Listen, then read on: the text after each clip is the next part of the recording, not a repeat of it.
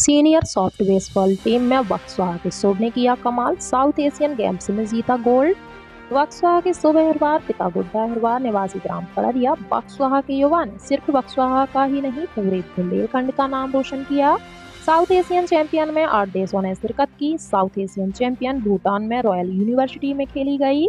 जीतकर गांव लौटे शुभ का नगर के लोगों ने किया भव्य स्वागत। सुनिए क्या कहा शुभ ने। साउथ एशिया के जो फाइनल में एक बक्साहा का युवा खेलकर आया है। अभी उसकी महज उम्र कुछ ही वर्ष है और वो अब पूरे देश का जो मान है वो बढ़ा रहा है। तो सीधे हम उसी से पूछते हैं कि क्या ये जो चैम्पियनशिप थी वो कौन सी चैम्पियनशिप थी और क्या था और कैसे उसका सिलेक्शन हुआ और कैसे वहाँ तक पहुँचा। ये स्वागत है आपका पहले एमपीसीजी एक्सप्रेस में। Thank you sir. क्या नाम है बेटा आपका? सर मेरा नाम शुभ अहिरवार है जी। शुभ, कैसे वहाँ तक पहुँचे? पहले तो अभी जो खेल के आए हो वो साउथ एशिया की जो थी कैसी चैम्पियनशिप थी, क्या क्या था उसमें, कितने देश उसमें खेल रहे थे और क्या था? वहाँ 8 देश आए थे। 8 देशों की टीम थी जिसमें से हम लोग के इंडिया से जूनियर, सब जूनियर, सीनियर और यूथ, ये 4 टीम गई थी खेलने के लिए। कितने बच्चे यहाँ से गए होंगे?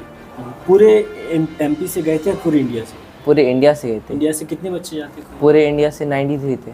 93 बच्चे। तो आप किस ग्रुप में थे? मैं जूनियर में।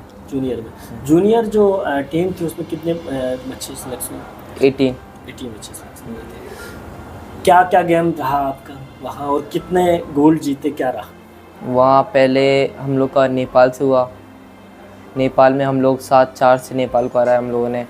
और बाद में भूटान से हुआ था। भूटान के बाद म्यांमार, फिर अफ़गानिस्तान। मैंने 4 मैच खेले थे और 4 मैच में एक्स्ट्रा बैठा था। लास्ट के फाइनल 4 मैच मैंने खेले थे। शुरू के 4 मैच खेले थे? किस किस से खेला? लास्ट के मैच 4 खेले थे। अच्छा, लास्ट में 4 खेले। किस किस टीम से आपने खेला? मैंने म्यांमार, अफ़गानिस्तान, भूटान और नेपाल। कितनी उम्र है तुम्हारी? 15 ईयर्स ओल्ड। यहाँ तक कैसे पहुँचे? यहाँ तक कैसा रहा सफ़र? बक्साहा में छोटी सी जगह में जन्मे आप और आज पूरे देश के लिए खेल रहे हैं, तो कैसे वहाँ तक का सफ़र कैसा रहा? आपने यहाँ से कैसे तैयारी की, फिर कहाँ पहुँचे, क्या रहा? तो मेरे पेरेंट्स ने सपोर्ट किया मेरे को बहुत ज़्यादा। और मेरे मतलब पापा की जान पहचान से उमंग भैया थे जिनने हम लोग की मतलब प्रैक्टिस कराई स्टेट की। फिर वहाँ छतरपुर हम लोग का मतलब उन्हें प्रैक्टिस कराई स्टेडियम में, बड़े स्टेडियम में। वहाँ से हम लोग का स्टेट में सिलेक्शन हुआ भोपाल साइड में। और भोपाल से हम लोग का नेशनल सिलेक्शन हुआ केरला में। और केरला से हम लोग इंटरनेशनल खेल रहे हैं भूटान में। ऐसे कब से खेलना शुरू किया था? मेरे को लगभग 2 साल हो गई। हाँ, 2 साल से गेम खेल रहे हो। कहाँ कहाँ खेला है? मैंने स्टेट खेला है बहुत बार। कितने बार स्टेट खेला? 2 बार खेल रहे हैं स्टेट। अब चूँकि आप विदेश में खेल के आए हो, कैसा महसूस कर रहे हो? बहुत प्राउड फील हो रहा है। जो आपके एज के बच्चे हैं वो कहीं ना कहीं फेसबुक, व्हाट्सएप, सब सारी चीज़ों में फंसे रहते हैं या फिर उसी में गेम खेलते रहते हैं। आपने फील्ड पर खेला और अपने गांव का, साथ में बुंदेलखंड का और मध्य प्रदेश का नाम रोशन। तो आगे का क्या गोल है, क्या करना चाहते हैं? आगे खेलना ही चाहता हूँ, स्पोर्ट्स में करियर बनाना चाहता हूँ और आगे जाके पायलट बनना चाहता हूँ। अच्छा। क्योंकि जब मैं आपके बारे में जान रहा था तो बहुत एक ऐसी फैमिली नहीं है आपकी कि बहुत रिच फैमिली हो या बहुत बड़ी फैमिली से आप आते हो। तो ऐसे छोटी फैमिली से आने के बाद कैसे आपने इतना संघर्ष और वहाँ तक पहुँचे? ये सब मेरे पापा ने सपोर्ट किया, इस वजह से हो पाया ये सब कुछ। पढ़ाई भी कर रहे हो? हाँ, 10th क्लास में हूँ मैं अभी। अच्छा, कहाँ पढ़ते हो? राजस्थान। कितना अपने जो तुम्हारा टाइम है, कितना टाइम पढ़ाई को दे पाते हो, कितना अपने खेल को दे पाते हो? हम लोग का स्कूल स्टार्ट होता है 7:30 से लेकर 3 बजे तक। 3:30 तक स्कूल लगता है और उसके बाद आके हम लोग थोड़ा 3:30 मतलब 4:30 तक रेस्ट करते हैं। 4:30 से हम लोग का प्लेइंग टाइम रहता है 6 o'clock तक। 6 o'clock से मतलब परेड लगती हैं 2, 6 से 7, 7 से 8, 8 से हम लोग का डिनर होता है। और डिनर के बाद हम लोग की मतलब डिनर 9 बजे तक होता है। और आधे घंटे हम लोग को टीवी देखनी पड़ती है। और 9 बजे से 11 बजे तक हम लोग का पढ़ाई का टाइम होता है और 11 बजे से हम लोग का स्लीपिंग का टाइम होता है। मतलब टाइम पूरा फिक्स है। हाँ। मैं फिर वही बात दोहराऊंगा कि जो बच्चे आज तमाम सोशल मीडिया में सारी चीज़ों में फंसे रहते हैं और तुम पढ़ाई के साथ साथ अपने खेल पर भी ध्यान दे रहे हो और कहीं ना कहीं उसको निखार भी रहे हो और नाम रोशन कर रहे हो, उन अपने एज के बच्चों से क्या कहना चाहते हो? यही कहना चाहूँगा कि मोबाइल मतलब जो रियलिटी गेम में इंक्लूड हों और वहाँ जाके अपने फिज़िकल स्ट्रेंथ बढ़ाएं और अच्छे हेल्दी रहें, ना कि गेम खेलें और अपनी मतलब हेडेक कर अपना से आंखें ख़राब करें और सब कुछ। यहाँ से कब गए थे आप खेलने? अभी जब चैंपियनशिप इंटरनेशनल? यहाँ से मैं गया था 2 तारीख को। हाँ।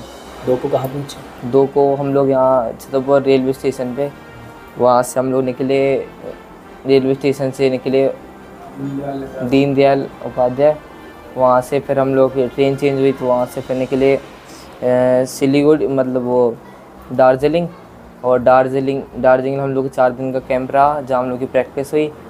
मतलब इंडिया के कोचों के साथ प्रैक्टिस करी कोच ने, और वहाँ से ट्रेन से गए तो ट्रेन से भूटान गए और वहाँ से मतलब कौन सा गाँव था वो याद नहीं आ रहा मेरे को। पहला मैच कब हुआ था आपकी टीम और किस टीम के साथ था पहला मैच हम लोग का भूटान के साथ था। उसमें शायद आपको नहीं खिलाया था एक्स्ट्रा मैच? नहीं, वो लास्ट में मैच था, उसके पहले मैच में खेला ही नहीं मैं। अच्छा। 4 मैच में तो मेरे को एक्स्ट्रा रखा तो मैं बाहर ही था। हाँ। और जो 4 मैच आपको खेलने को मिले हैं, हाँ, उनका कैसा अनुभव रहा? बहुत अच्छा रहा। वो पहले कोच ने बोला मेरे को पहले मतलब जो इंडिया के कोच थे उन्होंने हम लोगों ने गेम नहीं दिखा तो उन्होंने पहले अपने बच्चों को डाला था खेलने के लिए। बाद में हम लोग की प्रैक्टिस हुई, शाम को हर रोज़ प्रैक्टिस होती थी तो उन्होंने हम लोग गेम देखा। बाद में हम लोग लास्ट के फाइनल में जो मेन मैचेस थे उनमें हम लोग को डाला और हम लोग का गेम देखे वो बहुत ज़्यादा खुश हुए और हम लोग को खिलाया हम लोगों ने। 4 मैचों में जो 4 के पहले मैच खेले गए थे, 4 मैच पहले खेले गए थे, उनमें से कितने मैच जीते गए थे? उसमें से 4 मैच ही जीते गए थे। और जो आप जिनमें खेले उनमें भी जीते गए, मतलब 8 मैच जीते? हाँ, आपकी पूरी टीम? हाँ, जिसमें से एक टीम नहीं आई थी पाकिस्तान की। 7 देशों मतलब इंडिया को मिला के 7 देश आए थे। तो 7 देशों की ये चैंपियनशिप थी। टोटल मैचेस में कितने हुए? टोटल मैच कितने हुए थे? 7 मैच ही हुए थे, 6 मैच हुए थे इंडिया में। क्योंकि जब आप पहले तो जब आप देश का प्रतिनिधित्व करते हैं या कर रहे थे तो कैसा महसूस हो रहा था? प्राउड फील हो रहा था कि इंडिया का नाम अगर जीत जाएंगे तो। क्योंकि पहली बार वहाँ खेल रहे थे तो दिल में डर भी था क्या? हाँ, थोड़ा सा। देश के लिए खेल रहे हैं। हाँ। ऐसा ना हो कि कोई चीज़ ऐसी हो जाए। हाँ, लग रहा था अगर हार जाएंगे तो दुख भी होगा, इतनी मेहनत बेकार जाएगी, सालों की मेहनत बेकार जाएगी। इस वजह से वो बाद में जीत गए तो खुशी हुई थी बहुत ज़्यादा। और जब पूरा देश का प्रतिनिधित्व करते हैं तो क्या लगता है वहाँ? क्योंकि हम लोग सिर्फ ऑफिस में बात कर सकते हैं बैठ के, वहाँ खेलना अलग चीज़ होती है। क्योंकि जब किसी टीम से हम फेस कर रहे होते हैं तो वो एक अलग डर भी होता है, अपने देश की जो ताकत होती है वो भी अंदर होती है, सब कुछ होता है। पर आप उन पलों को बताएं कि क्या महसूस हो रहा था उस टाइम पे? डर भी लग रहा था और खुशी भी हो रही थी कि इंडिया को रिप्रेजेंट करने मिल रहा पहली बार, और थोड़ा डर भी था कि अगर हार जाएंगे तो मैंने सालों की मेहनत बेकार हो जाएगी बस। चूँकि अब आप एक बार खेल आए हैं,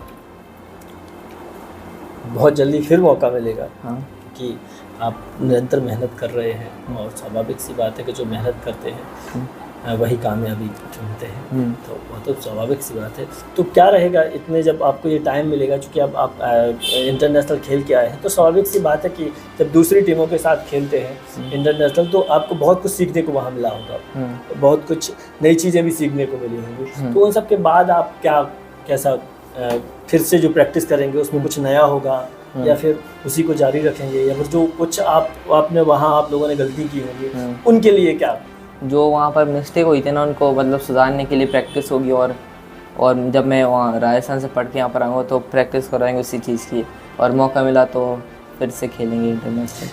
आज आप बक्साहा आए, अपनी जन्मभूमि कहना चाहिए। हाँ, आप आए और यहाँ भी लोगों ने, युवाओं ने आपका गर्मजोशी से स्वागत किया। हाँ। क्या फील हुआ?